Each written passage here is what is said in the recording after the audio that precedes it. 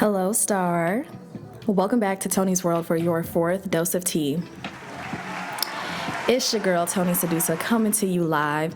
And I figured since we've already touched on self-esteem versus self-confidence and what a lack of that may look like in a relationship, we've touched on generosity and what that truly means. And then last week, I had a little rant about disloyalty in friendships. I figured today's episode would be the perfect episode to chat a little bit about self-sabotage and what that looks like and how you can prevent yourself from being your own worst enemy and hindering yourself from your blessings and the opportunities that are waiting for you. So, with that being said, I just want to give friendly reminders that here in Toni's World, authenticity is law, abundance is the birthright, confidence is key, and everybody is a star. So, without further ado, let's go ahead and get y'all dose of tea. All right, y'all.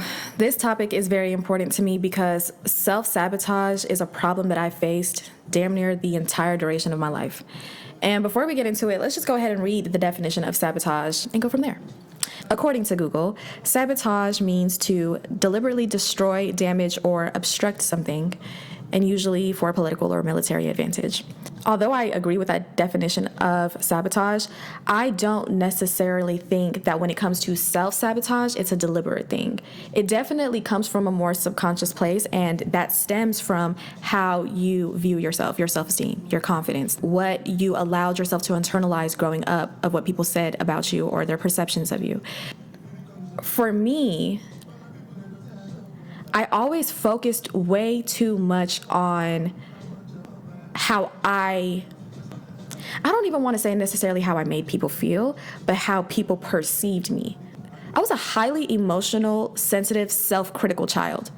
I'm not entirely sure where the criticism stemmed from, most likely from my granny. Love her down, but gotta be honest. So I'm still trying to sift through that, but because I was so self-critical, I always assumed that when people were perceiving me, they were perceiving me in that same light. So I was so timid and shy and reclusive when it came to showing off my talents or my skills or my abilities. And I feel like as I grew and evolved, that did as well, because I never really paid attention to it until it became a big problem and I started to realize that my critical self-thinking was what drove a lot of my self-sabotage. Everybody has their perception of success and their ideas of what success looks like. Some people just want to love and be loved. Some people, it's just all about the money. They want to flex. They want to have all of the nice luxuries of the world. Some people want to have all of the credentials in their respective fields of study. Some people want to travel the world, be free-spirited, have no strings attached. And, for the majority of people, it's a plethora of all those things, right? For me, I will not consider myself successful until I've learned how to accept romantic love into my life, until I've exalted my family in more ways than one, until I have reached a level of self-healing where I can be fully present and cooperative in my friendships and my sisterhoods and the relationships that I have with all of the women in my life, my mother, my grandmother, my sister, just things of that sort. When I've finally accumulated all the courage to put out my music, put out my ideas, put out my thoughts, that's when I'll consider myself successful. And I say this because typically, if you pay attention to when you do self-sabotage, or if you're a habitual self-sabotager such as myself, or trying to get out of that, such as my past self that I'm growing away from, you'll notice that it's always the areas that fit into your idea of what success will look like into your life that you tend to fuck up the most. I want to find a partner that I can feel safe and respected and valued and loved within the relationship, right? I cannot let people get close to me. I refuse. You think you like me too much? You trying to say the L word to me and shit? Oh, gots to cut you off. You know what I'm saying? Ghost. Knowing damn well I really do enjoy that person as well. Spending money on things that don't matter rather than being focused on the future in order to exalt myself and exalt my family and pour into my ideas and my dreams. Being super mean and snappy at those that I love, my sister, my mother, my brother, certain friends, myself, allowing my nervousness to shy me away from singing and rapping and acting and modeling and just being who I think I am in my head, you know? All of the things that I tie to what being successful is are the things that I always screw myself over. And I'm so glad we touched on self-esteem and self-confidence because it's directly tied to self-sabotage. It wasn't until I realized just how much I get in my own way, just how much of my own worst enemy I am, that I realized my self-esteem issue, you know? Back to the definition of sabotage, the word deliberate. As I mentioned in the story time with Fruity Boy, there was a time where I did something extremely ridiculous, but I was in my right mind. I knew what I was doing. That would be an example of deliberately getting in my own fucking way. And for what? For the plot? I don't like drama. I don't think anyone should like drama. I think we should all aspire to have as peaceful of a life as possible. Doing things for the plot is so goddamn childish. And it does nothing. It could be a little kiki moment, or it could be like but long term, you're just setting yourself back. How much are you willing to disappoint yourself? That's a question that I posed to myself several times within the past year. How much more are you willing to take, and why? Why do you want to suffer? You know? Who made you believe that you deserve to suffer? What did you surround yourself with that caused you to go from believing the world is endless to limiting yourself? And I don't want to say hating yourself because that's crazy. That's extreme. But to sabotage yourself, you have to dislike yourself to a certain extent. Like, what happened to cause you to dislike yourself? These are all questions that are tough to ask yourself. They're uncomfortable questions, but in order to get yourself out of the dark, you have to make uncomfortable decisions. It feels so good to lay in the bed. It feels so good to just lay there, roll over, grab your phone, watch some dopamine stimulating videos, laugh for a little bit. But then what after that? You're just gonna do that forever? Just let the world pass you? Let the day go by? That could have been a day spent doing something productive. That could have been a day spent helping out somebody. That could have been a day spent working on your body. That could have been a day spent making some money. The uncomfortable things are what bring us the results that we're looking for. And this is a cliche. So many of my supporters are gym goers. So y'all already know discipline and doing the uncomfortable is the only way to succeed. Everybody has their bad days. I'd rather have my bad day and still know that I did something to advance myself, rather than know that I just sat there and didn't do shit, or I ignored somebody that I actually really like because I don't know how to express that I need some time and I don't want them to feel like I'm rejecting them, or I don't want them to reject me, or I said really mean things to my brother because I was upset about something earlier in the week and I never addressed it, and now I'm taking it out on him in a way that is going to hurt his feelings and make him look at me different. It's so simple to allow yourself to kick your own ass. It's so easy. And when you're younger, it's kind of just like, okay, like next time just pay more attention, you'll be fine, like you have time to learn. But the older you get, it's like, bro, you can't be making these little small mistakes still.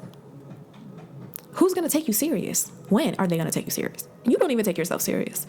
You can't keep apologizing and just hoping that people will continue to extend that grace to you. It is normal to kick your own ass, like I just said. It is normal to be your own worst enemy. Cue in the song.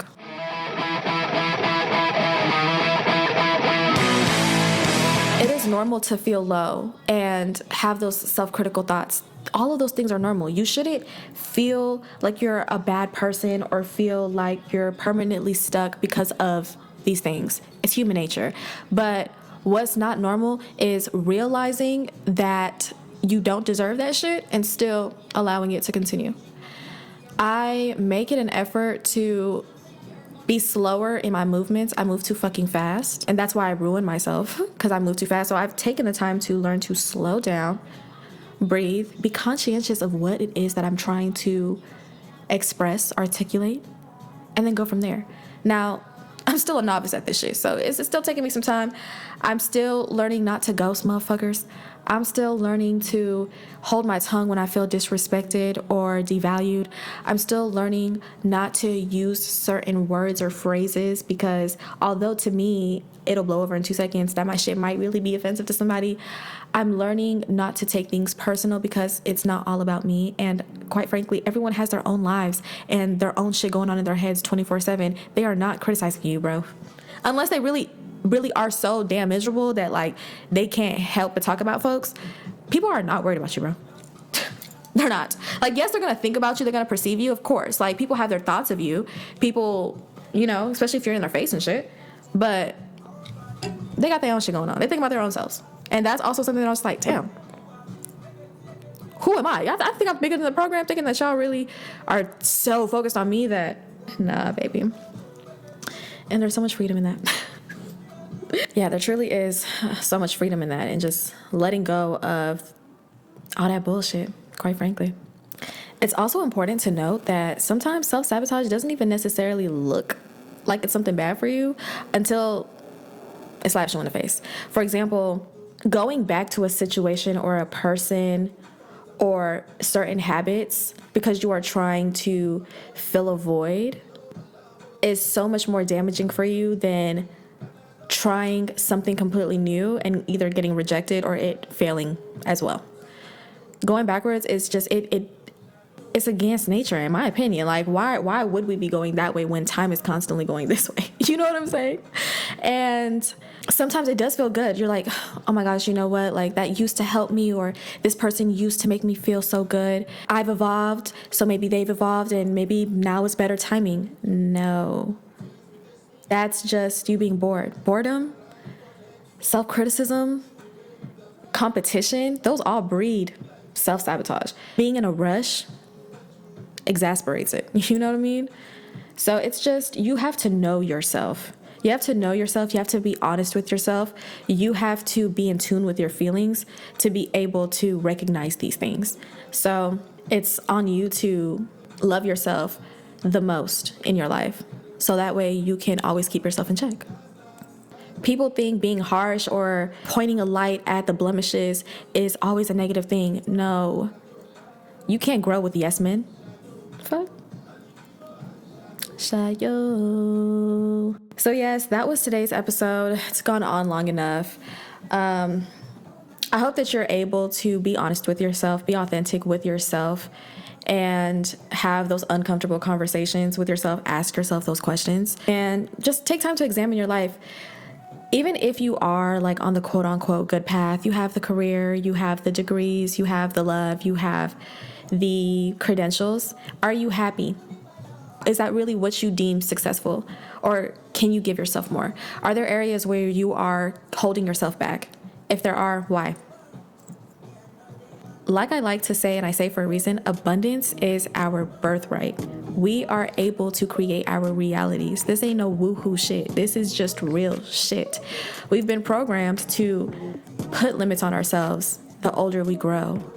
And it's all for a reason. But it's up to you to dismantle that and remind yourself that, hey, I can be whatever, whoever I want to be. I can have whatever the fuck I want. I just have to go get it. I just have to stop getting in my own way. I just have to stop being my own worst enemy. So hope that you're able to do that for yourself. At the end of the day, all we have is ourselves. We came here with the help of our mamas, but we ain't leaving where we leaving by ourselves. We're not leaving with our man, with our woman. We're not leaving with our friends, with our siblings. We're not leaving with our treasures, with our knowledge. Like, we're just leaving by ourselves. So take care of yourself. Take care of your mind. As always, I am so grateful for you listening. We have come to the end of tonight's episode.